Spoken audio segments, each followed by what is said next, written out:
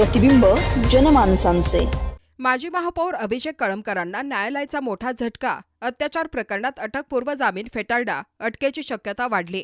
अहिल्यानगरचे माजी महापौर अभिषेक बाळासाहेब कळमकर यांना मोठा कायदेशीर धक्का बसला आहे। गरीब महिलेवर नोकरीचे आमिष दाखवून अत्याचार केल्याच्या गंभीर आरोपांच्या प्रकरणात त्यांचा अटकपूर्व जामीन अर्ज जिल्हा व सत्र न्यायालयाने फेटाळला आहे।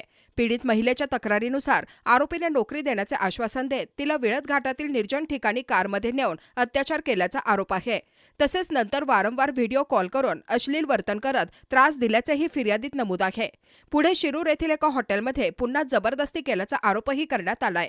या प्रकरणी MIDC पोलीस ठाण्यात गुन्हा दाखल असून तपासासाठी आरोपीची काळ्या रंगाची फॉर्च्युनर गाडी आणि मोबाईल जप्त करणे आवश्यक असल्याचे सरकारी पक्षाने न्यायालयात मांडले। आज 12 मार्च रोजी सरकारी वकील ॲडव्होकेट मनीषा केळगंद्रे शिंदे यांनी न्यायालयात जोरदार युक्तिवाद करत आरोपी हा राजकीय प्रभाव असलेला व्यक्ती असल्याने पीडितेवर दबाव आणण्याची किंवा पुरावे नष्ट करण्याची शक्यता असल्याचे नमूद केले। न्यायालयाने आरोपांचे गंभीर स्वरूप आणि तपासासाठी आरोपीची कोठडी आवश्यक असल्याचे सांगत अटकपूर्व जामीन अर्ज नामंजूर केला।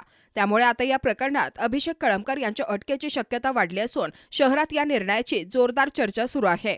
अहिल्यानगर शहरातील महत्त्वपूर्ण अपडेट जाणून घेण्यासाठी नगर न्यूज 24 या YouTube चॅनलला सबस्क्राइब करा।